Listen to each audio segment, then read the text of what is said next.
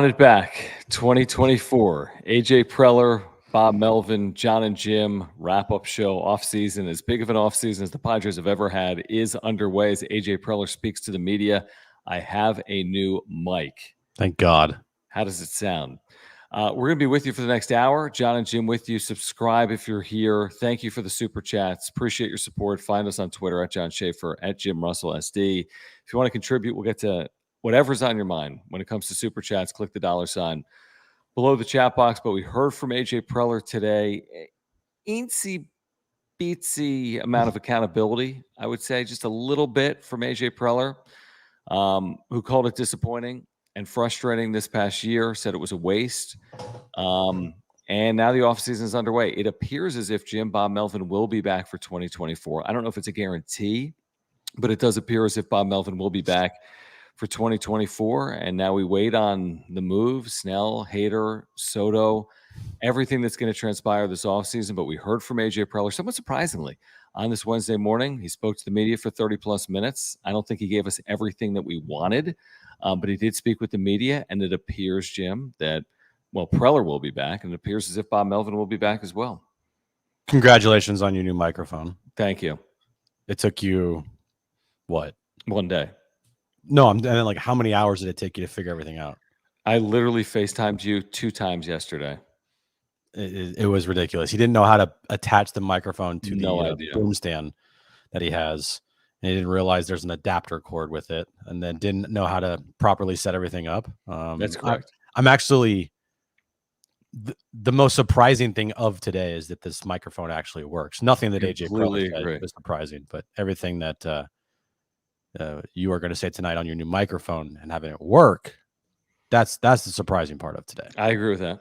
All right. I couldn't say this on the radio because I can't cuss, but what the fuck? Like, that was pretty bad. That today was bad. And at this point in time, like, what do you expect? What do you expect from him? You expect him to do exactly what he's done today over and over and over and over again. You'll never get any like legitimate questions answered. You will never get anything from Preller ever. That's just his MO. I think Chad said it best in the chat. I think we just have to accept the fact that for the foreseeable future, AJ Preller is going to be in charge of this organization, because if a disaster in 2023 predecessed by the collapse in 2021, and then the quitting in 2019, and then the suspension in 2016, and then the failed go for it, lose all your top prospects in 2015. I don't know what it will take for change. I don't know. And that's a scary kind of feeling, as like, if you're a fan, knowing that kind of no matter how bad a season goes or is, this guy is going to be in charge. He just is, at least until 2026. We'll see. I mean, that seems very likely based on the results of the last 4 or 5 years where you've had these 3 disappointments, 2019, 2021, and 2023. That's definitely a possibility. I said today on the radio on John and Jim, I just feel like Padres fans deserve better than even AJ Preller provided them during that 30-minute Zoom, where it's just a bunch of open-ended nothing. You cannot pin him down. He's like Teflon. It's like you had 3.2 million fans at the ballpark, and you can't answer as to whether Bob Melvin is under contract for 1 year or more, whether or not Bob Melvin will be granted an opportunity to interview with another team or not, whether the season was disappointing or not, how you work with Bob Melvin, whether the organization is running smoothly or not. Like, you just can't answer any question. He called some of the articles and some of the quotes in the articles. He basically said they were incredible. He said they were overblown. So, he took a little bit of responsibility. He did. If you listen back to it, I thought his opening statement, he took a little bit of responsibility. But at the end of the day, it's the same thing. It's hard for me to blame Preller when he's not the one that's keeping himself employed. And I'm not willing to go all in here on Peter Seidler. I think you've gone a little harder than I have gone to this point, but it's like, of course, AJ Preller's going to be back if Peter Seidler gives him the opportunity to be back. So that's what's happened. So Preller is going to be back for year 10. He spoke on behalf of the organization today. We think we're going to hear from Bob Melvin moving forward. But like, I get the frustration with Preller, but it's like we say this all the time. Hosmer didn't sign himself to the deal. Preller doesn't employ himself. Mhm. And if nothing changes, nothing changes. I said this, I think, I don't know, it's a couple weeks ago. I forget when. It's on our Instagram page. If you haven't followed us there and you have an Instagram, at John and Jim on Instagram. And I said, if AJ Preller returns and nothing changes and there's no consequence for this season, as far as personnel go with the front office, then it's on Peter. Like, it has become on him now. He hitched his wagon to AJ Preller after 2021. And after the 2021 season, it was like, okay, well, one, that was your last chance, AJ, because at that point you were what, 7 years in, right? Like, that was end of year 7. Mm-hmm. And you had a fake playoff run in 2020 and every full season was a disaster. And it was like, okay, well, that's like it. You are done. You have no more chances. You have now fired your second manager in 7 years and you're on your third. And the only credit he gets is like he hired Bob, and that was great. I don't know how much Preller had in a say in that. Like, I don't know how much sway Preller had to get Melvin here, but he did hire him, so he gets credit for that. But like, that was his last opportunity. And if there was ever another fuck up, then if he wasn't fired, then it's going on to Peter. Like, that's just how it works. I mean, you get one chance, and if you don't like make up for that, and if you don't succeed after that one chance that you got, like, they'll do not a do-over, but hey, you get one more chance. And he got his chance. It's over. And so now it's on Seidler. It's on Seidler. I'm not saying Peter's like this horrible owner. By no means am I saying that. I think he's a really good owner. I think he's an owner that cares about the fans a lot. I think he puts his money where his mouth is and he spends at a high clip. It's just, the problem is the way that he is spending is just has not worked. It's become reckless, and he has given AJ way too much rope here and pretty much put all of his backing behind a man who pretty much overall his tenure as a GM and president of baseball operations with the Padres is I think a failure. Look at it this way, and we don't completely see eye to eye on it, but this is professional sports at the highest level in the Big Four, the only professional team in the city in the Big Four. And AJ even said it today, your record is your record. That's what he should be judged on. Everything else to me is put to the side. I don't even truly care about dysfunction. I don't truly care about payroll. What I do care about is a fan base being rewarded. And that didn't happen this year, despite their support. He didn't live up to expectations. And this has happened time and time again. It's a simple equation. Again, how many general managers in baseball history have had 10 seasons where they've been to the postseason a full year one time and had to hire multiple managers over those 10 seasons? He's the third most tenured general manager in baseball. It's not personal. It's all based on results. It's a tough business. People are paid handsomely. They're public jobs. If nothing else, Padres fans deserve real answers when someone like AJ Preller is asked legitimate questions, and we get runarounds. And I just feel bad for Padres fans, honestly, with the support that Padres fans have shown this organization throughout the 2020s, since the Chargers left, post-pandemic, for us to have to, deal with this past season, and this is what you get. What do we get? We get a statement on Monday, and then we get a general manager that didn't say much here today, and we're supposed to expect it's going to be better in 2024 as they lower the payroll, coming off an 82-win season where they went 14-2 down the stretch even to get to 82 wins. So I'm just disappointed for the 3.2 million fans that showed up. They want transparency, honesty, accountability, and they're just not getting it today. And I think that's a big disappointment and a failure. Yeah, I would say that if you took away the expectations of this season and how much money is spent on this team, how many superstars are on this team, how much, you know, minor league talent was traded away to get this team, right? If you're just telling me, all right, the Padres finished 82 and 80, I would think that these press conferences, were like, okay. I mean, nothing's like super wrong. We're going to go back at it next year and hopefully we're better. And it's like, whoa. Did we like forget about how much money was spent here and the giant expectations that were going into the season? Like, did we just forget that that was a thing? Because it didn't seem like it hearing from Peter on Monday from his statement and then AJ today. Like, I don't know about you, John, but did it feel like from what we have heard in the last, now it's only been 3 days of the offseason, but the two times that the Padres have spoken since they've been eliminated last Friday from postseason contention, I don't know about you, but it doesn't feel like this was like this big of as of a dead disaster as everybody else is saying it is in their eyes. I agree. Like the statement said, it didn't even say disappointing. AJ Preller today, this was basically the extent of it. Obviously, it was frustrating and disappointing. Personally, it feels like a lost and missed opportunity. Let me spin that to the truth.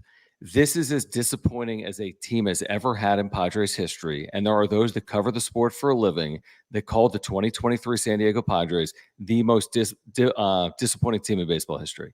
Yeah. So it's not a lost opportunity. You swung and missed big time. Okay. You weren't even in the tournament. You didn't even have a shot basically from June 1st on. So this isn't just like, oh man, we missed an opportunity. No, you failed miserably. Mhm. The fact that you're getting another swing is an amazing accomplishment by itself, is what it is. And let's get to some of these supers. I don't by the disagree way. with you, Vito, at all. By the way, I do think that part of September's run, I do think played a little bit of a factor. Like, because I hope not. if they finished the opposite, if they went 7-19 down the stretch, and it was just like complete fucking tank, you telling me that we're getting what we've got in the last 3 days? No, I don't know, man. I mean, I don't know. Maybe. I don't know. no fucking shot. So mid-September on, the 14-2 finish is the reason why AJ Preller and Bob Melvin are back. Well, I think it's a reason Bob Melvin, like a reason why they're okay with bringing Bob back, and I think an okay reason why to run it back next year. I truly, in my heart of hearts, John, I swear to God, I do believe that this affected maybe not to like this huge extent, right? Because they still would have missed the postseason either way. Bottom line is the bottom line. But I do think for how they finished, going 14-2 in their final 16, having this false hope for the last 3 weeks of the season, I swear, dude, I believe that played some role, and it was definitely something that was talked about. I think it was like, hey, we finished strong. These guys actually, got their shit together, and I think this is a good momentum building for next year. I firmly believe that. I haven't allowed myself to think about that. I hope that's not the case. I don't yet fully feel that way, but there's something that is, there's a softening a little bit of going 14-2 in your last 16 games to make this thing look like, as we've talked about, that there's lipstick Like, hey, on a pig. we had a winning record. All right, let's get to some of these supers, guys. If you're here, subscribe. If you're here, thank you for the super chats. Really do appreciate your support of the channel. Click the $ below the chat box. We'll get to every single super here tonight. Whatever's on your mind, we're going to get to it. If it's in a super, click the $ below the chat box. Antonio, thank you. Seriously, he says, when asked if Bob would be allowed to interview, and AJ saying he's under contract, do you take that as a no, or did I misunderstand? It was intentionally ambiguous, like the statement on Monday from Peter Seidler. I believe Bob Melvin will be back. I need to hear it from Bob. Hopefully that happens Thursday, Friday, Monday, somewhere in that neighborhood. But there's no guarantee based on what AJ Preller said today about Bob Melvin. We cannot guarantee that Bob Melvin will be back, because AJ Preller didn't say anything other than he's going to be back. And then when he was pressed on it, he intentionally avoided answering the question. Yeah. If you listen back to specifically all of Bernie's questions, I would say Marty's questions, I guess. Dennis's question on like, why do you think you deserve to remain the general manager and in charge of things, basically. There are those 5 questions there. Everybody knows that he did not know how to answer those questions at all because of the way he spoke.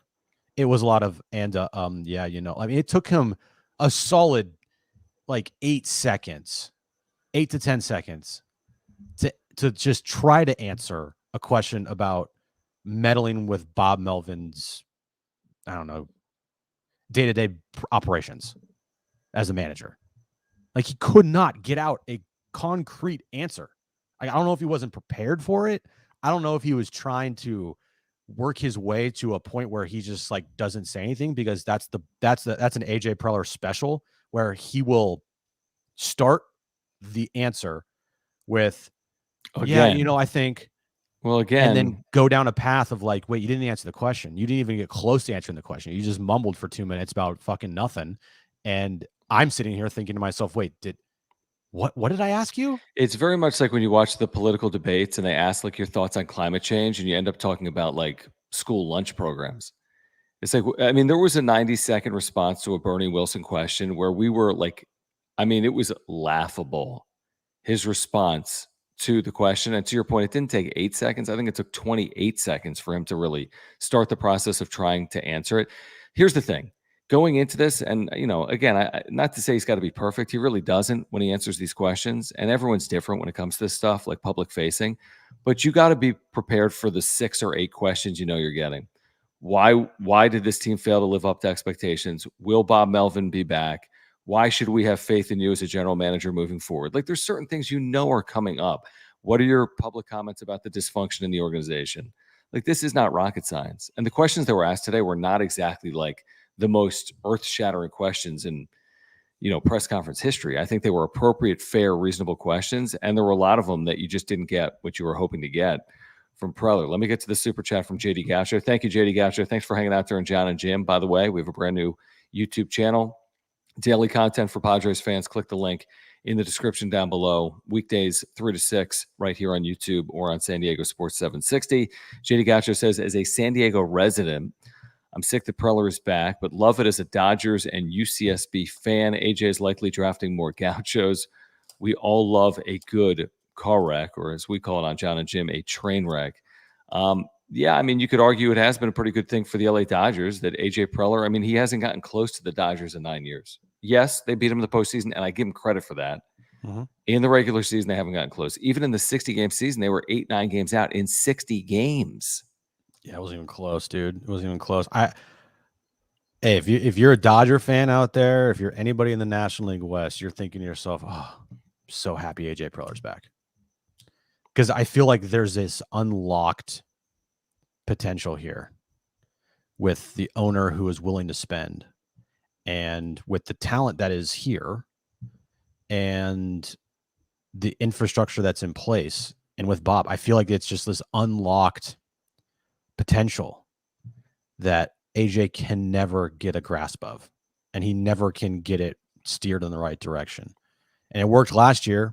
It wasn't pretty though. Like, I mean, in 5 years, if this continues down this path, we might look at 2020 or 2022 as like, holy shit, that was the greatest Padres team in the last decade.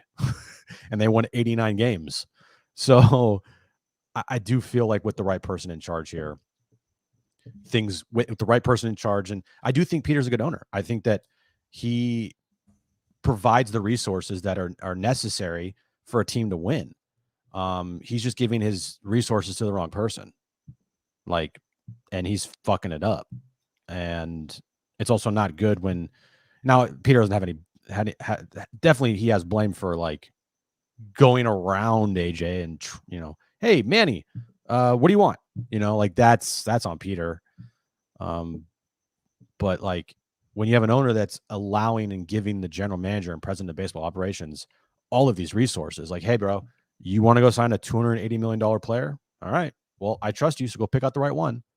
And he picks Xander Bogaerts, an aged shortstop that after the first year, they're asking him to move over to first base. Like, what? Potentially. I mean, you could have done so much more with that $280 million, dude. And instead you spent it on Xander, who had an okay year. Not even close to good enough. And after year one, you're asking him potentially to move to a different position. I'm not as concerned with the regular season win totals. I'm really not. I mean, 2021 Atlanta 88 wins, 2014 Giants 88 wins. You can win a World Series winning 89 games. There's no requirement or prerequisite anymore to win 100 games to get into the postseason. What I am concerned about is missing this much this year. Like how you could expect to compete for a World Series and not even legitimately vie for a playoff spot is, I mean, a complete and utter miss. And how do you even explain missing by that much? They didn't have to win 100 games this year. They didn't have to win a division. They had to be firmly in the postseason. They were never in playoff positioning. Their last time they were in playoff positioning was when they were 18 and 15. So it was the biggest swing and a miss in Padres franchise history, and it just cannot happen again in 2024. Let's get to you, Jim. Jim, thank you for your support of John and Jim. He says your thoughts on what Preller said about Grisham. I just would say this about Grisham and about all these younger, controllable players. They're going to need them. So you better be saying publicly glowing things about the Campusanos and the Grishams and anyone that's arbitration eligible that isn't Juan Soto about to make $30 million a year. We've discussed their payroll issues. They will need players like Trent Grisham or players that make less than Trent Grisham moving forward because there's no path to solving center field with a free agent. I mean, they're going to need to solve their rotation via free agency potentially. They're not going to be able to do this moving forward and keep that payroll below where it is right now. Well, hearing him talk about Trent Grisham today just makes me think like even more furthers the point of how much of a liar he is at times. Because there's no fucking way that you could think Trent Grisham has like something in the tank and like something that's unlocked. Like, come on, give me a break. Why didn't you unlock it the last 3 years? Like, yeah, like give me a break, dude. So just hearing him say those things about Trent Grisham, I was like, I know you're lying. Like, I just know you are. Like, tell me you're lying without telling me you're lying. Listen to his answer. There's nothing really else. I mean, what else could he say? No, I know. But he could have framed it totally differently. Not like, I mean, it made it seem like he thought Trent Grisham was like the next coming of Mike Trout. Like, hey, dude, this guy has some unlocked potential and we just got to get out of him. But I believe that, man, once we do, he's going to get going. And to be honest with you, I definitely checked out when questions were asked about Trent Grisham. That was craziness. It's like, I don't care. Like, he's been up for like 5 years. He's been in San Diego for literally 4 seasons. His combined numbers in San Diego is 695 OPS. At what point do you just say that's not good enough for a playoff caliber, let alone World Series caliber? Everyday center fielder. Yeah, he's got a good glove. Great. Who cares? They're good enough defensively. Go get someone that can hit. They cannot hit. They cannot hit at Petco Park consistently. As a team, they underperformed offensively, even with the big four. You need to supplement your offense, and I'm willing to give up defense for offense every day of the week. And if Trent Grisham in Korea on March 20th is your starting center fielder, it's a problem. Furthermore, tell me you're not a serious franchise without telling me you're not a serious franchise. No, again, I'm with you. Could you still win with Trent Grisham there? Like, yes, sure. But bro, can't we just like maybe, I don't know, understand the fact that you need to upgrade at that position? Like, are we just going to sit here and be like, well, we got a bunch of other talent around him, so who fucking cares? Like, why even bother trying to upgrade that position? Why? That's a problem. You should always be looking to upgrade every single position on your roster when you need to look at it. I mean, obviously you're not trying to upgrade over Tatis and you're not trying to upgrade over Manny, Bogarts, because I mean, those guys are making the most money.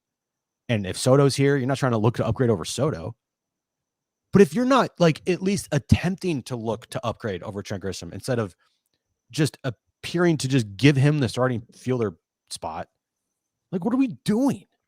Why would you? Oh, by the way, he made $3.125 million this year. That's a gross overpay, obviously, for what he gave you. He's going to make $4 million next year just in the arbitration process, maybe more. You can go get a player on a rookie deal. You can go get someone for 700K. I'm saving the money. Dude. I'm saving the 2, 3, 4 million. I'm moving on. The project is over. You gave it 4 years. It hasn't worked out. It's time to move on. Nobody gets 4 years in Major League Baseball. I mean, some guys don't get 4 weeks in Major League Baseball. Andrew, appreciate it. Andrew PA. Might be a super sticker. It doesn't show up in our software. You can see it though on YouTube. Andrew, thank you so much for your support of the channel. Let's get to our member, Rich McGuire. If you want to become a member, year-round content for Padres fans, custom emojis and badges. Click the join button down below. Thank you for the supers, guys. Click the $ below the chat box. Rich, longtime viewer and supporter, says D-backs, we're on a losing streak, and we started their run, losing 2 at Arizona and then losing 3 at Petco. I remember it very well. They took our spot. Arizona was left for dead until they picked themselves up off the mat, to Rich's point, against the Padres. It was going to be one or the other, potentially. In retrospect, could the Padres turn their season around? With the benefit of hindsight, the answer clearly was no. But he's right. I mean, Arizona was done, and Arizona turned their entire season around at the expense of the San Diego Padres. You don't think Tommy Pham didn't help them? Because he absolutely did. He did. Even after Pham, though, there was that 3-week run. I'd say by late August, they were playing as poorly as anyone in the National League. Maybe like a 2-15 run in there at some point, something like that. Late August. I don't think they make the postseason if Tommy Pham's not traded there. And good for What them. do you do with them? I think I'm looking at more of like a culture clubhouse thing, like a mindset, more than production on the field. Now he did, I think, produce with them. I don't know the exact things that he did.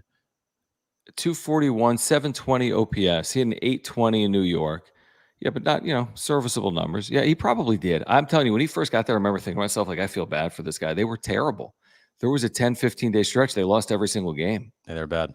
And then they faced off against the Padres. And to Rich's point, they took 5 of 7. It did in San Diego. From that point, the odds were long. And the Padres, I guess to their credit, the last 2 weeks kind of made it somewhat interesting. Remember I think AJ Caswell said it, that when they had that doubleheader and they got swept in the doubleheader and it was like really Soto bad. flight out to like deep left with the bases loaded down like 2 or whatever. Yeah, and they got their ass kicked in game 2. And at the time it was like, well, the season's over. Well, like technically, like it was, that was it, because of their stupid fake run at the end of the year made it look closer than it was in those 2 games. Yeah, it's over. JD Gacho, thank you again for the super chat. He says, only thing missing was AJ saying we battled hard. The one line I didn't like when it came to, like, we both agreed that he didn't make a million excuses. He said the record is the record. He wasn't going to make excuses for 1-run losses or extra innings. The one thing I didn't like that he said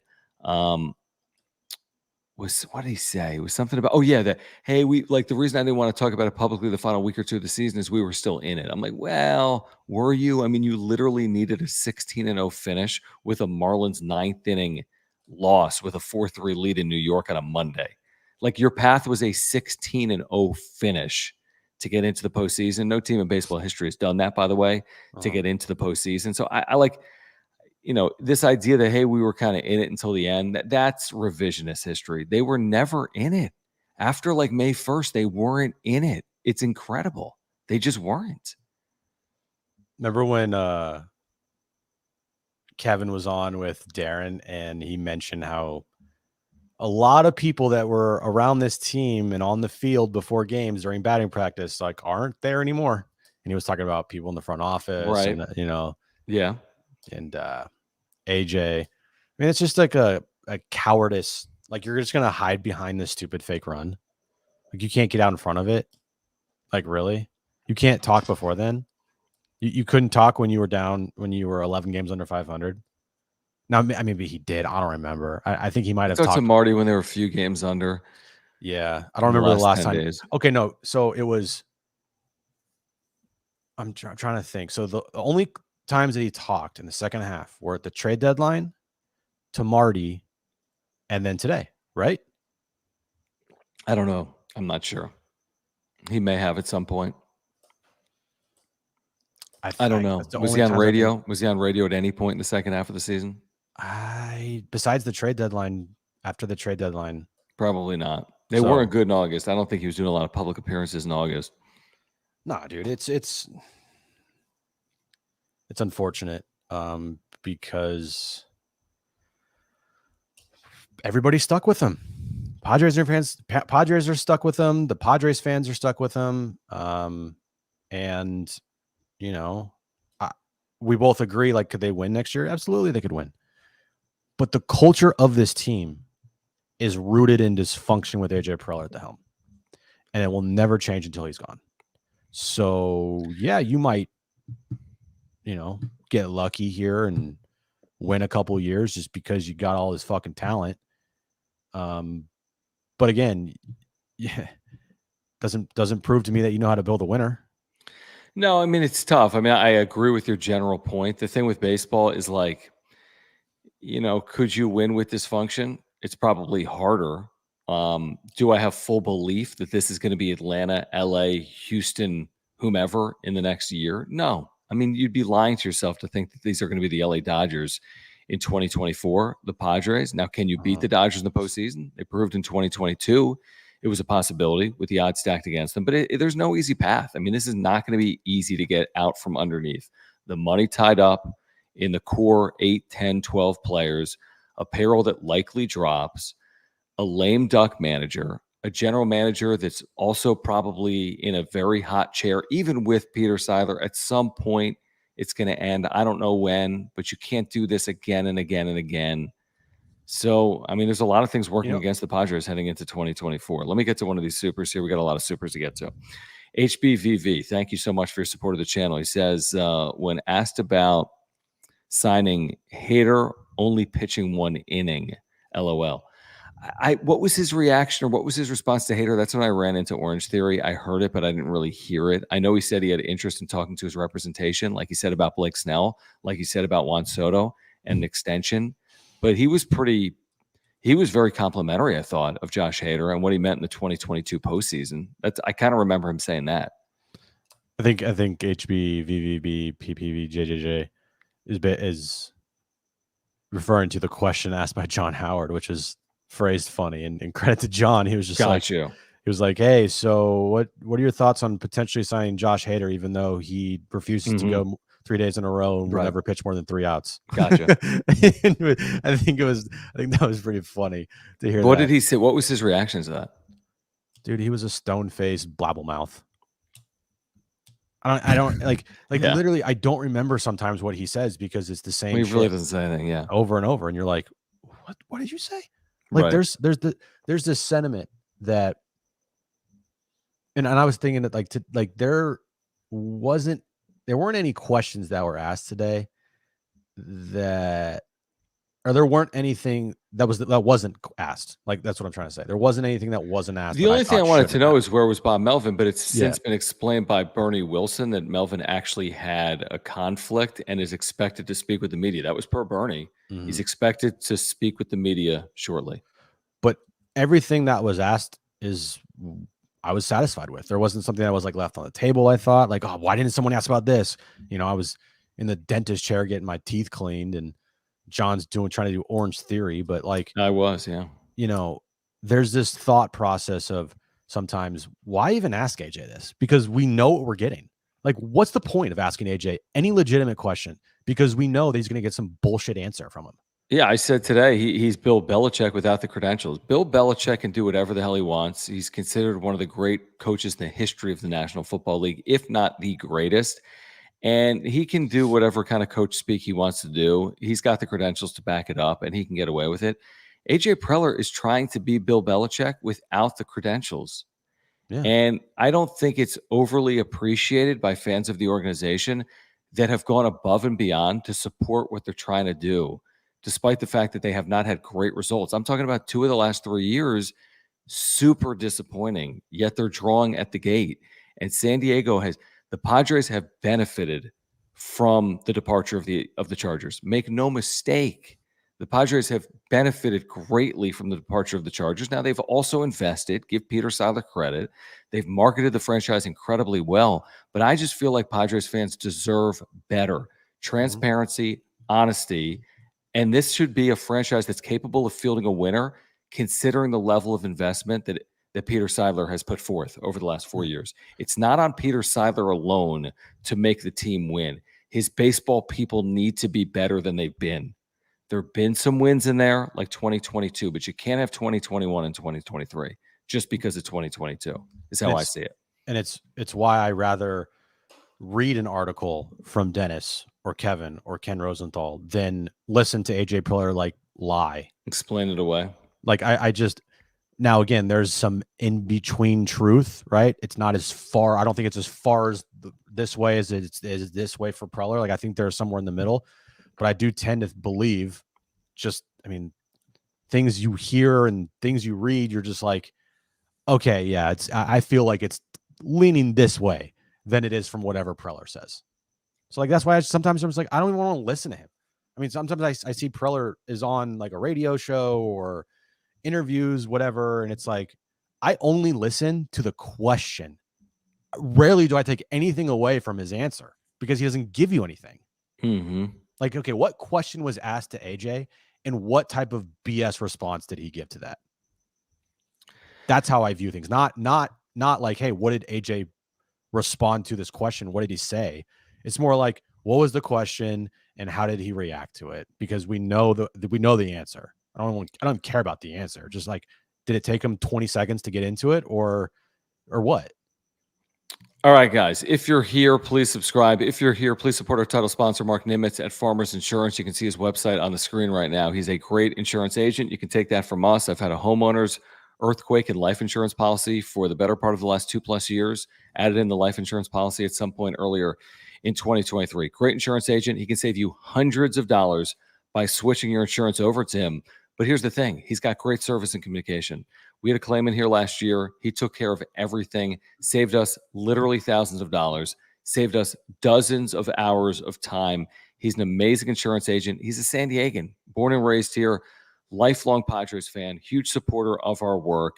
So if you support our channel, please check out Mark Nimitz at Farmers Insurance. Click the link in the description down below. You can get a free quote online. You can get a free quote by calling Mark. Whether it's a renewal, he can save you money, or you're looking for information on a new policy, whatever it is, auto, home, business, life, condo, renters, earthquake, right? Whatever it is, trust us.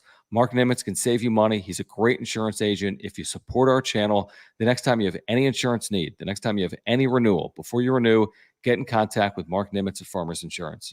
Yep. All his information is above my head. mnimitz at farmersagent.com. When you reach out to our buddy Mark, let him know that John and Jim from the Wrap Up Show sent you.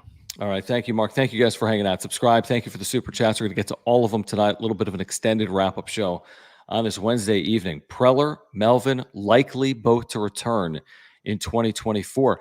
They left open the possibility. Well, Melvin, I mean, you said today that there was no guarantee Melvin was coming back. Did you not? Well, Preller's for sure returning. Well, I said Preller and Melvin likely to return in 2024. Preller's back. I meant Preller's Melvin back for sure. Melvin's back. I don't buy any of this. Melvin's not back. I give it less than 1%. I was going to say less than 5%. If he's speaking with the San Diego media, I'll give it less than 1. If he doesn't, then I'll increase the odds. And that's why I'm at 5% because he hasn't spoken yet. All right. Paul, thank you for the super chat. He says, as a baseball fan living in Dallas, I appreciate finding a sports show that talks about sports. Thanks to you both. What a concept. What a concept. We don't always, by the way. We've had some interesting shows over the years. He says on the Padres, do you all think there's any manager who could mold them into a team? That's a fair question. Like if Bob Melvin can't do it, who can? And Melvin's had the 2 winning seasons in A.J. Preller's tenure, so you could argue that Melvin is that guy. Listen, there's some great managers in the game. I mean, there's no question about it. Bruce Bochy's done a really good job with the Texas Rangers. Brian Snitker in Atlanta, I think, has done a really good job. Rob Thompson in Philadelphia has done a really good job. Dave Roberts has been highly criticized. He's in the postseason every single year. But, Bob Melvin's a top third manager right now in the game. I've argued before maybe he's not. He's a top third manager in the game. You should be able to win with Bob Melvin. Yeah, Bob's not this problem here. I mean, does he have blame for this season? Absolutely. Did he make mistakes? Like, yeah, he did. Did he potentially cost his team some games? You could argue, I'm yeah. sure he But did. like, I mean, the overall census here is like, this is not. We're not blaming Bob here. We're not Right. doing that. We have said we have been steadfast throughout the entire season on that point.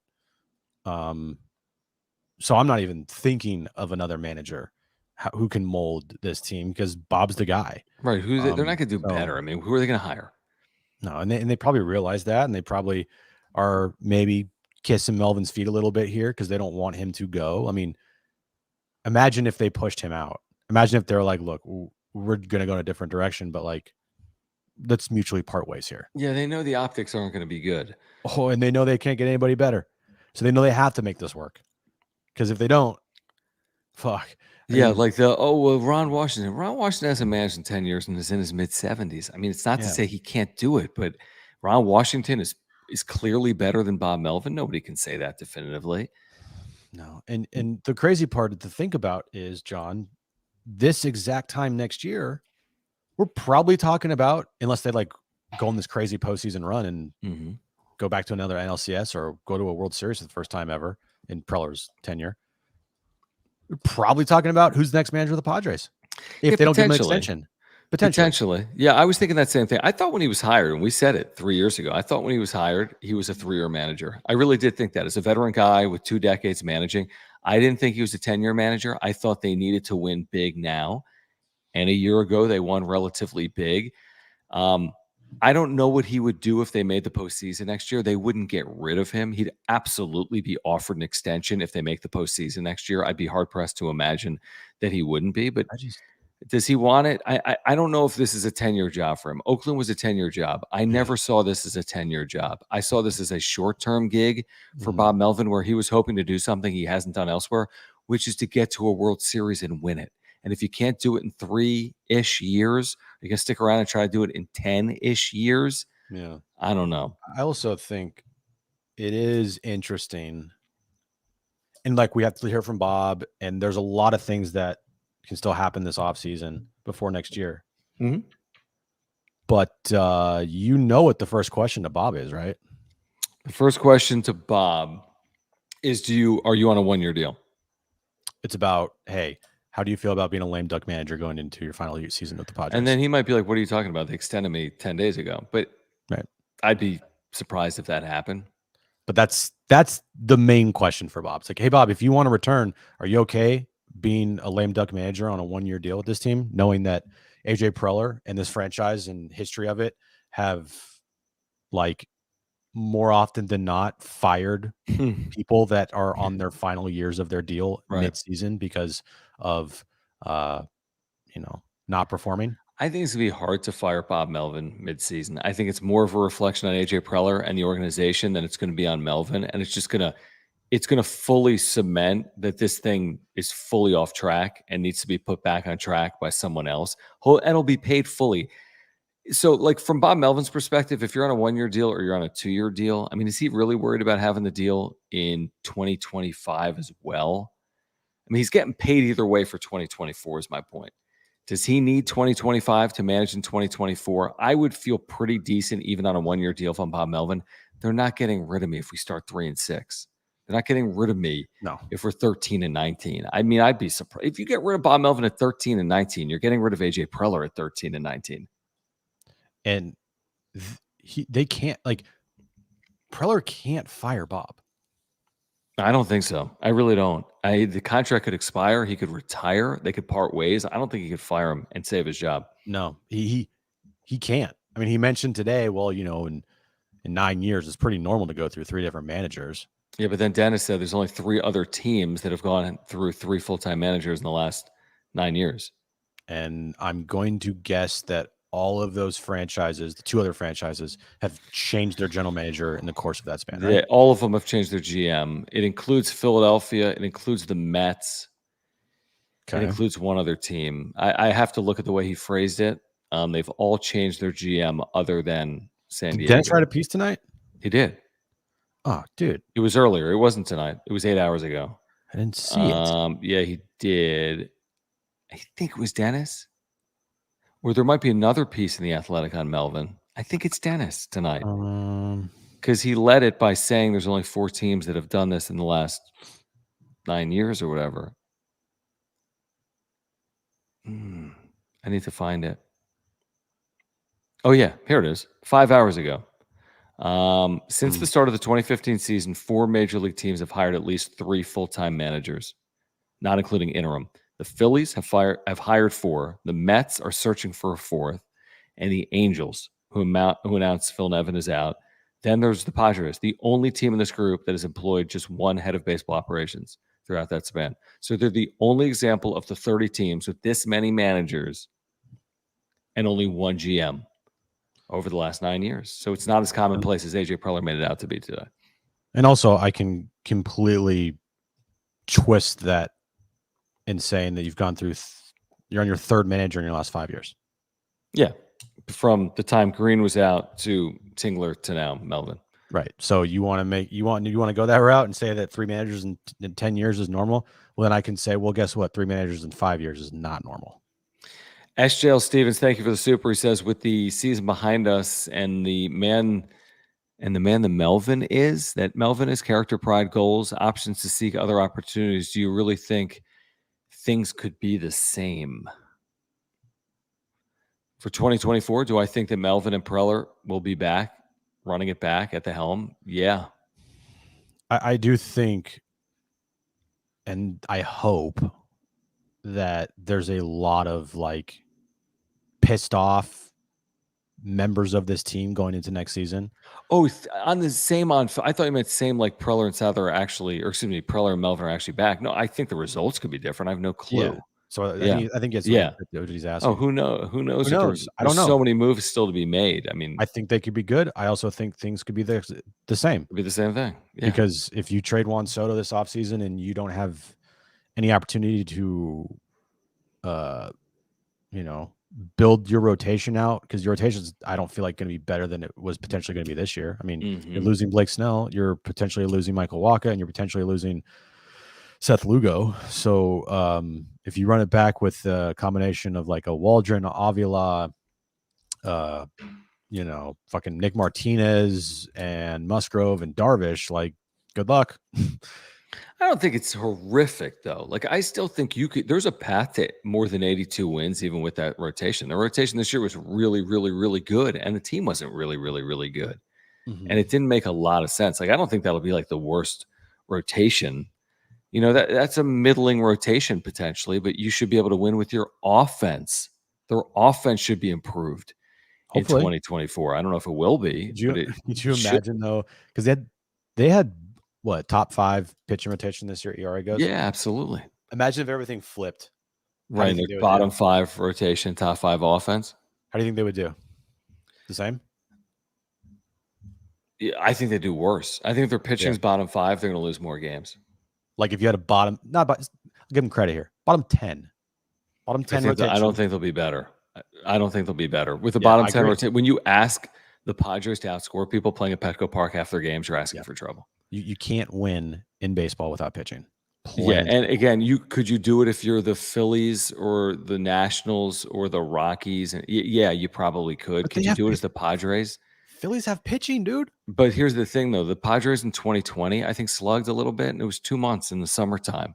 But to do it for 6 months is asking, I think, a lot. JD Third, thank you. He says Seidler was willing to borrow, not spend. No, he spent because he's done things that other organizations haven't done. Now, it could be a problem moving forward. They might not be compliant with Major League Baseball moving forward, but I don't think it's because he's trying to win via the spend. Unfortunately, as we've learned, Yankees, Mets, Padres here recently, it's not a direct correlation. It can help.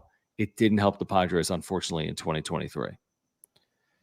I do think that is the question moving forward. Like, there's obviously the Juan Soto and the construction of this roster after this bullshit with Preller, right? But man, that payroll question, like, what's it going to look like? Oof. I think that is the biggest thing now heading into this offseason. And some people are like, it's fine. They're going to be around like $210 million. It's okay. Okay. You think, okay, fine. Maybe I'm wrong. Maybe I'm an idiot.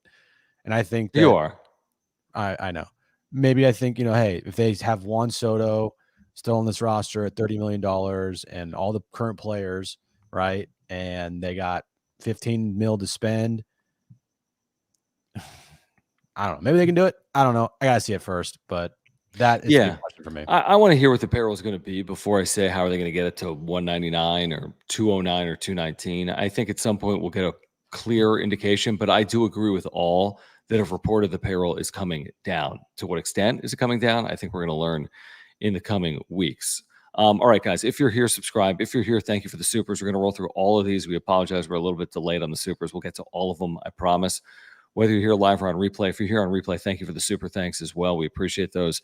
Patman 0074, thank you. He says, call me dumb, but I think the players hold most of the blame. Learned very valuable lessons this year. The September team was scrappy and had no ego. A couple things. I'm not going to take anything away from September. I think there's a chance that this team did learn a lesson, but a veteran-laden team with Xander Bogaerts and Manny Machado and Juan Soto, who's won a title, should not need to learn any lessons. They've been through the battles. Manny Machado's been through it. Yu Darvish has been through it. Joe Musgrove's been through it. They shouldn't be learning anything. 30-year-old plus players in the big leagues, they should have known what it would take to compete at a high level this year. And I do agree that a lot of the blame is squarely on their shoulders.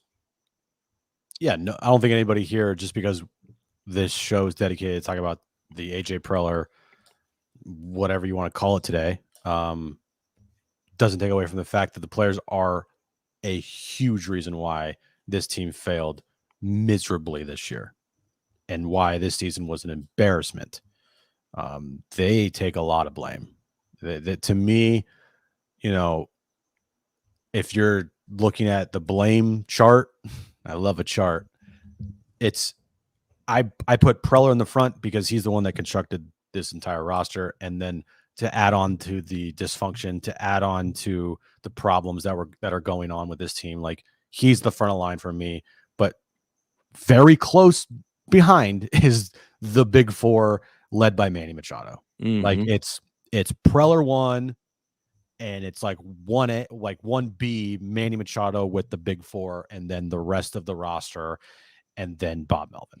Dude, Manny had some really terrible commentary when he spoke with Kevin Acee about the state of the franchise and on 2023. The whole high school, college baseball thing.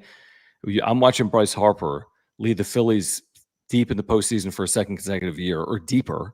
They were in the World Series last year. They were both free agents the same year. I looked at Harper's numbers since going to Philadelphia. I'm looking at Machado's numbers in San Diego. I mean, Machado's got some work to do, folks. And he's going to make $600 million as a Padre or $500 million as a Padre. He's got a lot of work to do. And he's got to say the right things. He's got to perform the right way. He's got to stay healthy. So Machado, Machado deserves criticism based on what has happened here in Welcome 2023. to the dark side, John. Antonio, thank you. He says, I saw a tweet about the coaching staff being discussed between Bob and AJ. Who do you see going, if anyone? I mean, they have to keep Niebla. Beyond that, I'm not concerned. I don't think anyone's going to lose sleep or celebrate one way or the other if you're keeping offensive coordinators or hitting coaches or they're departing.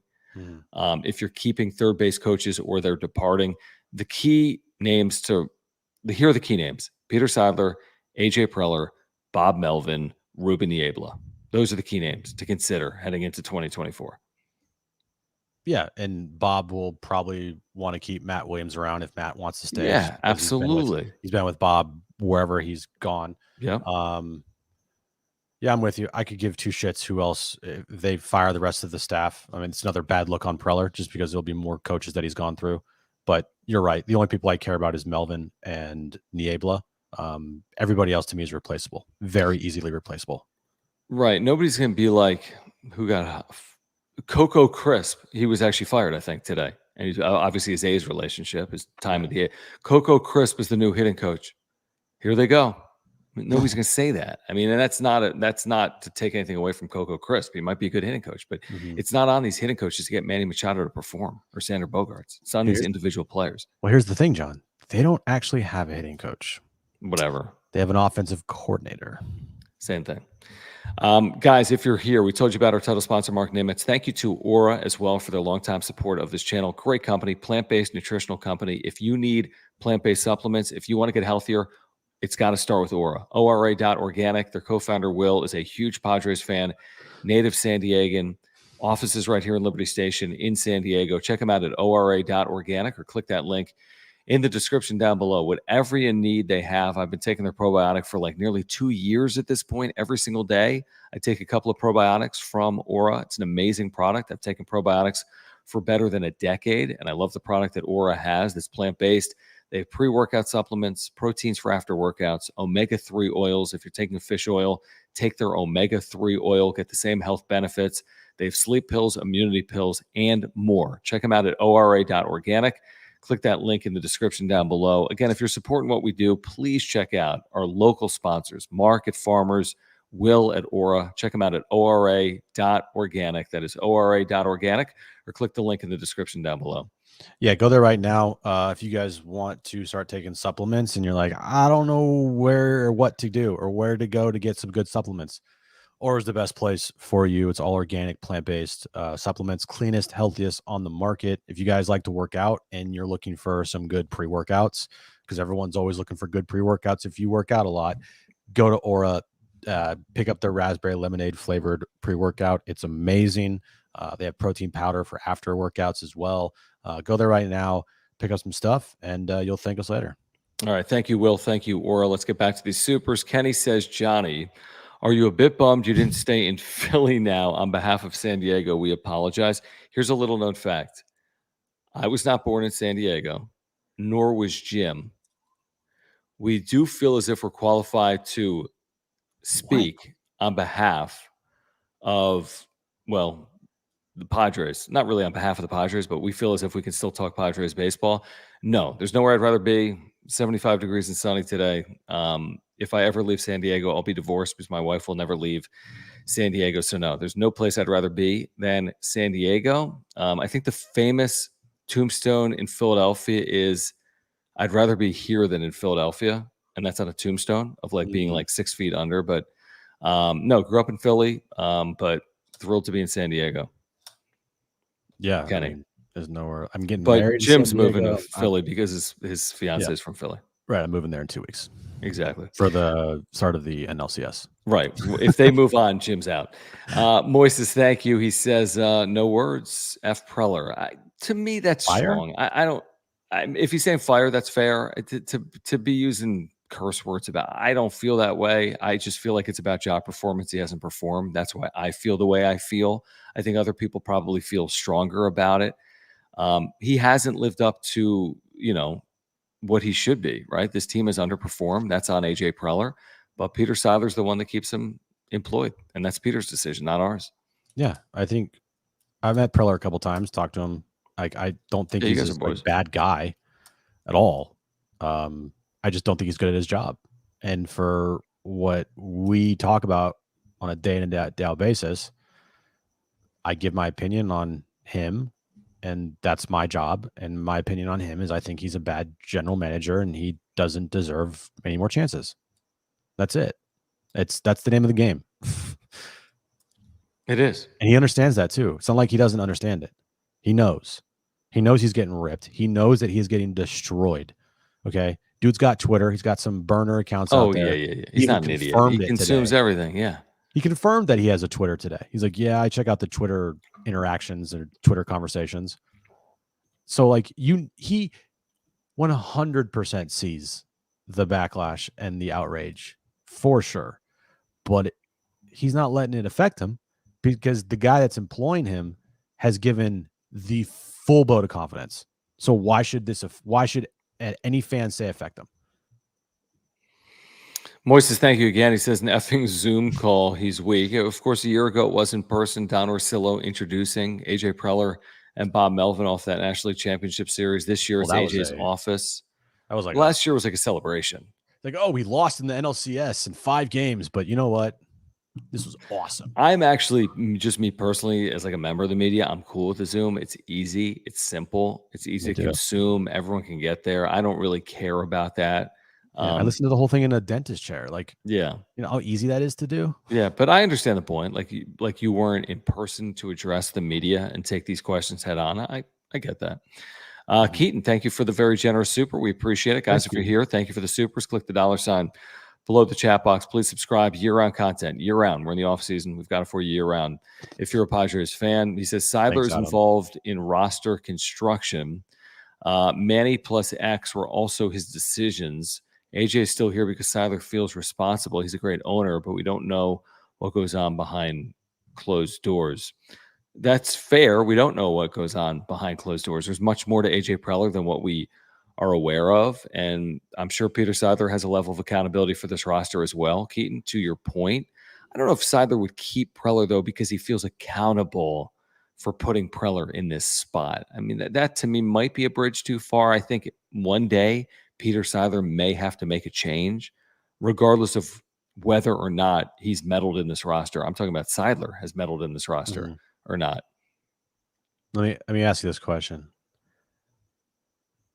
Do you think that Preller will, whenever he leaves this organization, whenever he's not a part of it, will it Preller. be Preller? Will it be because he got fired, or will it be because he left on his own? Well, he's not going to leave. I mean, he's got a better chance of being Cashman than leaving in terms of tenure. He's not going to leave, I meant right? He would have to retire. like not leave on his own, but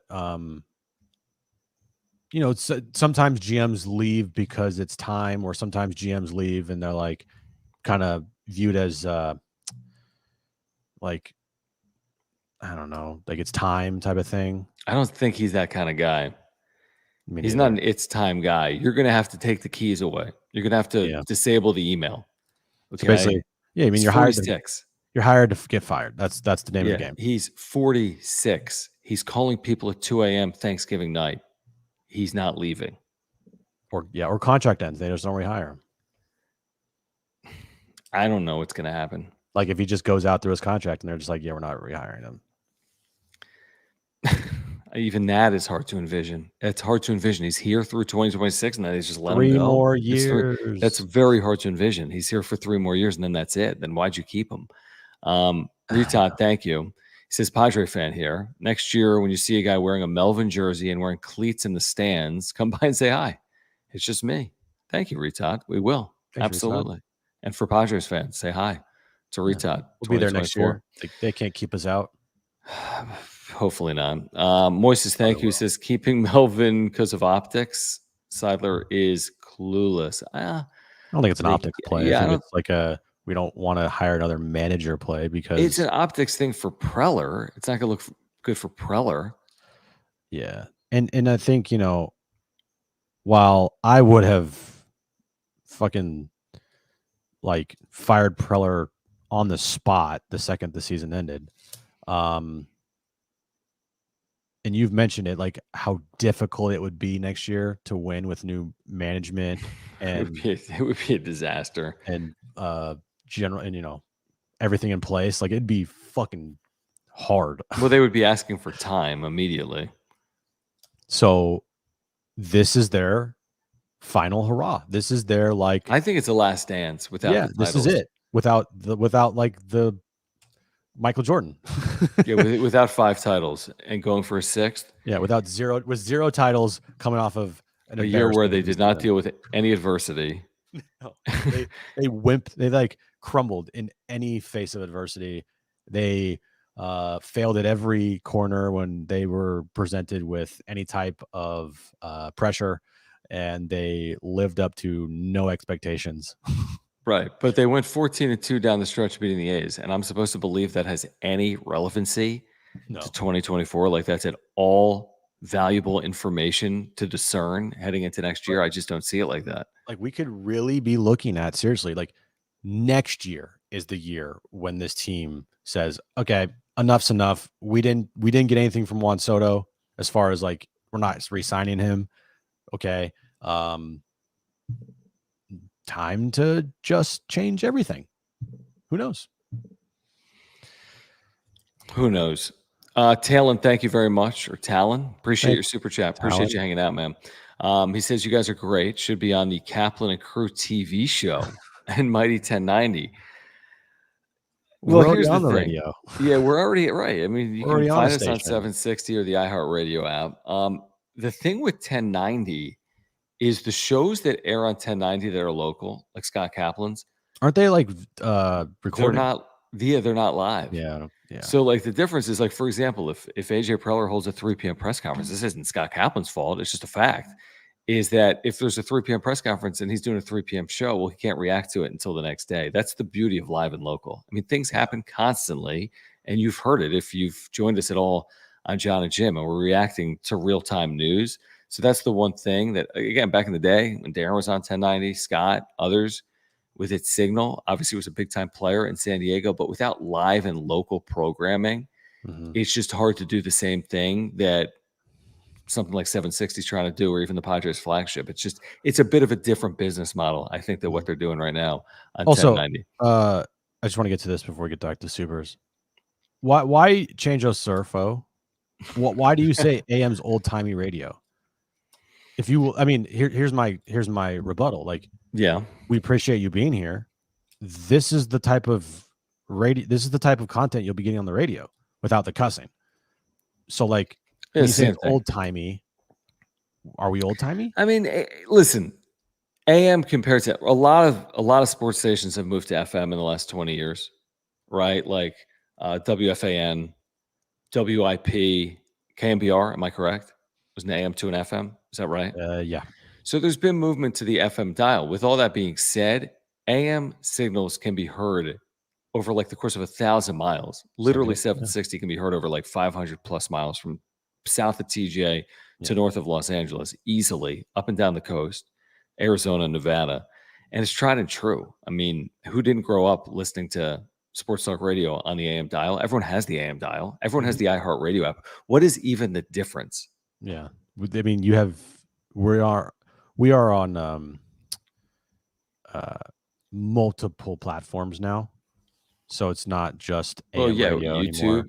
YouTube, iHeartRadio app, which I think is the best way to listen because it's the clearest and it sounds like an FM dial. If you 100%. if you turn on the iHeartRadio app on your phone, or a lot of cars have the iHeartRadio feature, it sounds very clean. It's a little behind, like it's about 30 seconds behind actual radio, but I mean, it's all clean.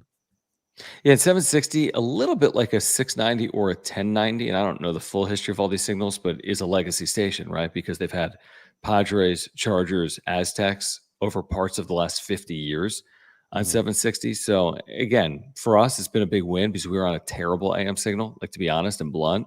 You couldn't hear our previous AM signal. This AM signal can be heard north of Los Angeles. Dude, I would like try. I'd be like, dude, just listen to the iHeart app. Don't even bother.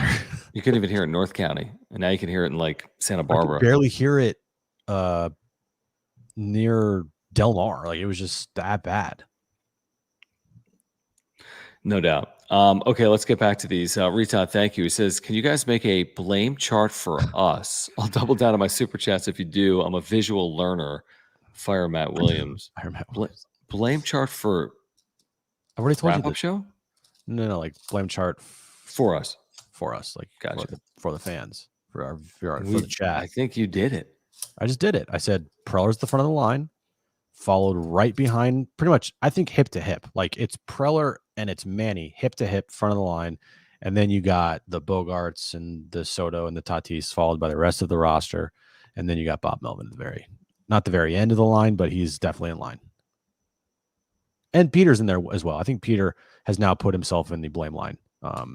Sorry, that's just the way things go. I mean, I think that he's done some really good things here, but you are now entered the point of your ownership where you are going to start getting some heavy blame here if this thing does not turn around, because you are enabling AJ Preller, and you're the one that is keeping him employed, and you're the one that is calling him excellence. Like you said today, John, it's not Preller's fault that he's the general manager and president of baseball operations. He didn't hire himself. Yeah, like if we had the worst radio show in America, but they kept paying us to do it. We kind of do. If they kept paying us to do it, like, what are we gonna do? Walk away from that? That doesn't make any sense. No, like, Nobody hey, would do dude, that. I'm gonna quit. And we're like, why? Yeah, Why would you quit? I mean, they're yeah. paying Peter's you. Peter's part of the problem now. That's pretty black and white for me. All right, let me get back to a few of these supers that are rolling in. Guys, if you want to make sure we get your comment, we got a handful of minutes here. You can click the $ below the chat box. We'll get to your super chat. Subscribe if you're here, Padres fans. Luis, thank you. He says about the Soto contract, AJ said they would speak with his representation about keeping him in a Padres uniform long term and about an extension. But I mean, this is as big of a deal as maybe we've ever seen in the history of baseball, other than Shohei Ohtani. So I'm not exactly holding my breath that the Padres are signing Juan Soto while lowering their payroll in the next like 60 days to a long-term deal. Yeah, any question asked, like, what is he going to say? Yeah, we're thinking of trading him this offseason because our payroll's in the shitter. You can't do it. You can't do it. Exactly. It's going to be the most political answer you're going to get from Preller. And then this here from Talon, right? Talon. I'm saying that right? Talon? Put it in the chat. You don't have to do it with the super. Jim, here's $5 to say the F word. He'll do it for he'll pay you free. He'll pay you to do it. All right, ready? Here we go. Fun. Oh, I like that. Fantastic. Okay. Because you can't cuss in the chat. I've realized that. So for everybody out there, everybody watching, everybody in the chat, for Talon, fuck. There you go. You got so much pleasure out of that. Like, close your eyes and like, oh, it's like extended it out. Like a hard K at the end. Thank you, Talon. Maurice Machado, no relation, I don't think, to Manny. Says, for you guys, what's good enough next season for Preller to keep his job? NLDS at the very least. A great old-timey AM radio show today. Thank you. Here's what I believe. Now, again, I'm not right. There's a difference between what Seiler's going to do and what we would do. I know this. Preller is back in 2025 if the Padres are in the playoffs in 2024. Okay? I know that because he's back in 2024 and this team was a disaster. What I think and what Jim thinks is that they probably need to win in the postseason, and a wild card 2-game sweep like Milwaukee just experienced or whomever Miami just experienced wouldn't be good enough. Back-to-back years where that's it, 82 and 80, then 2 games and out. So yeah, I'd want to see them progress in the postseason, but I don't think AJ Preller would lose his job if this team makes the postseason next year. He didn't lose his job this year. No, dude's Teflon. If nothing that has happened in the 9 years that he has been in charge is going to be a reason why he gets fired, nothing will. And if he made the postseason, that only furthers Peter Seiler's belief in him. So if they make the postseason, even if they win 84 games next year and they make the postseason, Preller is 1,000% returning. And I do think they need to win. I think the expectation still needs to be World Series. Like, why just all of a sudden lower the expectations because you had a shitty year? Like, nah, dude, they're still very high. You have put these expectations on yourselves. And if you all thought, I'm talking about to the players and the Padres organization, if you thought that this year was tough because of expectations and the pressure was too much, as it was stated by the players this year, fucking wait till next season. Coming off of this year, it's gonna be. Yeah, it's not getting easier. The pressure will be very, very intense. It's gonna ratchet up, man. You start with a 3-game series and you lose 2 of those games, or whatever. They start with 2 games in Korea, but you get my point. Like, you start slow, and you are gonna feel it. They're gonna feel it. Nobody next year, if they start the season 0-2, is gonna be saying it's early after this year. And then you got to wait a week after chance. losing 2 games in Korea. I can guarantee you, and we like, I think we were the only people in San Diego in the media that didn't buy to this it's early notion. No, and now looking back, there's no such thing. They all matter. Like, I'm pretty sure we would say at times, like, yeah, it's early just because it's factual. But I'm pretty sure that the second they lost on opening day, it was like, okay, that sucked. But I'm not going to be happy. Like a lot of like other people, like that's fine, it's fine. And then they started 19-19, or they lost that series to the Dodgers. It's fine, it's early, and we're like, no, this is fucking not. This is not acceptable. Like, what are we doing here? They weren't right from day one. We'll never get to the bottom of it. Joe Musgrove has said it, as have others. Bernie Wilson's written about it, as have others. They weren't right. Whatever went wrong, they better not have go wrong again. I'm talking about outside the white lines in 2024. You cannot have a repeat of this in 2024. And if you do, literally everything will change moving forward. Guys, before we get out of here, we've been telling you about our friends over at Underdog Fantasy. This is the best and easiest place to play fantasy sports. They've got the pick'ems going on right now across all sports, including Major League Baseball postseason and the National Football League. So easy to play, simple, higher and lower. Justin Fields, he's had such a great year with the Bears. Are the Bears undefeated? They've been unbelievable. So you got Justin Fields higher than 193.5 passing yards. That's easy for the Bears with that offense right now. And you can pair that with anything else, for example, in the NFL. Like how about Najee Harris, higher than 48.5 rushing yards? If you get both of those right, $20 pays $60. In addition to the pick'ems, they've got drafts going on right now across all sports, golf, NFL, Major League Baseball postseason. If you use promo code PODSWRAP for a limited time only, PADSWRAP, you can get a 100% deposit match up to $500. That's right, a 100% deposit match up to $500. Check them out right now. Support the channel. Use promo code PODSWRAP. That's PADSWRAP at UnderdogFantasy.com or on the Underdog Fantasy app. A couple more supers here, Jim, rolling in. Thank you, guys. Seriously appreciate your support. Here's the offseason is underway. HBVV says, y'all think Snell wants to stay? And then he says, Kim over Grisham. Well, that's clear. What do you think about Snell? Snell will want to stay. Yeah, I think he wants to stay until some team goes, you want $180 million? And then right, he's because like, they're not offering. Okay. And he's gone. Yeah, I think Snell, if all things were equal, would absolutely want to stay. Yeah. I think he found a groove at the end. It took him, 2.5 years. And I think he definitely would want to stay because he's a very routine guy, and comfortability is a huge thing for him. It took him in the whole first year he was here. It was just like he couldn't acclimate to San Diego. Like he just could not get comfortable here. Mm-hmm. And he then in the second year, there were times, middle of the year where it started kick in, and then towards the end of the season, you're like, okay, he's got it. In the postseason, he pitched fine. And then the start of this season, it was bad. And then he really just turned it on and he got super comfortable and he just became this unstoppable pitcher. So yeah, I think he'd want to stay here, but at the same time, money talks. And when somebody offers him $180 million, he'll go there and be just fine. Yeah, I'd be very surprised. I mean, listen, Preller was very complimentary and said a pitcher like Blake Snell is who we envision in our rotation moving forward. But yeah, I mean, again, what else is he supposed to say? Everybody does. Yeah, everyone envisions the Cy Young Award winner in their rotation. Moises, thank you. He says, I apologize for the F-bombs. You don't need to, Moises. He says, frustrated, don't want Preller to lose his job. Maybe Sadler can reassign him to head scout in Bolivia. We get the frustration, man. This was a frustrating 6 months. Yeah, it was a lot, dude. I would much rather be talking about a postseason game tonight. But by the way, every team that was in the postseason, every series was a sweep.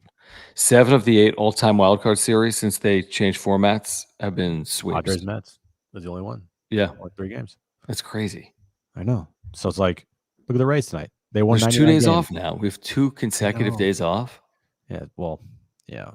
But look at the Rays. They won 99 games this year and they got eliminated in 2 straight. 99 games and at home. They scored 1 run in front of 39,000 combined fans for 2 games. 39,000. Padres are doing that on a Tuesday night against the Rockies.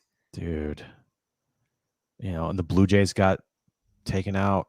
I think they got shut out both. Did they get shut out both games? No, they didn't, right? No. They scored 1 run. They might have scored 1 run. They got shut out tonight, 2-0. Or today. Marlins. It just proved Marlins weren't supposed to be there. Right. But again, it's they were an underdog. I know, but you're the Marlins. The Padres didn't make the postseason, but the Marlins did. It's even more of an indictment. Are the Rays the most disappointing team in the Yeah, they division started. round. Where'd they Or wild start? card round. 13-0, 20-1 or something, right? Yeah, 20-2. Like, they won 99 games, dude. dude, That's a division winner in any other. Well, not every other division, but you get my point. 99 basically, wins is a fucking wow. man, they're Phillies though, beating man. soundly Phillies just back-to-back games. destroyed them. I know Phillies destroyed the Dude, Marlins Phillies tonight. Braves should be a good series. I'm not convinced Diamondbacks Dodgers will be a good series. We'll see. Mhm. What are the two American League? Rangers get Baltimore, or the Rangers get Houston? The Rangers get Baltimore, and the Twins get Houston. Yeah, I'm into the Rangers Orioles series. I think that's good. I'm into Braves Phillies. I think that's good. I mean, you know what's going to happen, right? Is Boch is going back to the World Series. Very well could. Oh man. I mean, Houston struggled down the stretch, and Baltimore's never been here. It's been forever. It's up for grabs in the American League. I don't know about the National League. Is it going to be Atlanta or LA? No, I think Philadelphia could do it. What's the best World Series matchup for you? Oh man, that is a great question, dude. Like, what do you want to see? I probably would want to see. I don't know, dude. Braves, Rangers. I kind of was going that route too. Yeah, Braves, Orioles. That's not overly sexy. Now, I just let me finish. Let me hear me out. Dodgers Rangers World Series, and Boch beats the Dodgers in the World Series. That's the only. I mean, it's Yeah, only but it's so risky. Very risky because that was He's like down there in the World Series. Yeah, you can't have that happen. But yeah, Rangers, Rangers, Braves. What about D-backs Twins? Yeah, what's the worst matchup? D-backs Twins. Twins. I don't think D-backs Orioles will be overly well rated. D-backs Rangers would be D-backs anybody. D-backs Houston would be pretty weird. There's no way the D-backs get out of the National Oh, League. I got it. D-backs Baltimore. Yeah, and the D-backs are not getting out of the National League. They're going to beat the Dodgers and the Braves. Beat the Dodgers and the I mean, it's nice possible, story. Good but for them. yeah, it's a great story. It is. Tommy Pham. Tommy. All right, guys. We'll be doing this throughout the course of the offseason as there is Padres news. I've been trying to convince Jim about a Sunday night wrap-up show, like on retainer, but not The yet. only way it's happening is well, it will only happen in late November because that's when I'm moving, Stay tuned. and that's when I'll have everything set up. Yeah, you got to match. How's my microphone sound, by the way? Stay tuned. Sounds good. Good or really good? I'll be curious to hear it on the replay. For those that are here live or on replay, how's the mic sound compared to my previous mic before Mic Gate? It sounds Sunday night. It sounds and looks way better. It looks way better. And I think it sounds way better too. Okay, guys, if you're here, please subscribe. If you're here, smash the like button. If you're here, follow us on Twitter at John Schaefer, at Jim Russell SD. If you're here on replay, thank you for the super thanks. Really do appreciate it. Then why are you here? Please support our partners, Mark Nimitz at Farmers Insurance. Whatever your insurance need is, Mark can help. He can save you real money. I'm talking about $750 or more just by switching. Mark's a San Diegan, huge supporter of the channel. Click the link in the description down below to get to Mark's website. Ora, ORA.organic, plant-based nutritional products. Check them out. Everyone could get healthier. Do it with Ora, ORA.organic, or click the link in the description down below. Why are they saying we can't hear John? Are they messing with me? I think they might be messing with you. And UnderdogFantasy.com. Did I say Baltimore and the Orioles? I'm an idiot. I'm tired. Who knows? UnderdogFantasy.com. Use promo code PADSWRAP, PADSWRAP. I'm not muted, am I? People are messing with me, Can you right? guys please stop that? Because he's going to be freaking out. And he's going to like literally like cry if he No, it's on. You guys are mean. You can't. Okay, I want to do one last thing for our listeners. Do you like this? Okay, how I've talked all day. Do you like this?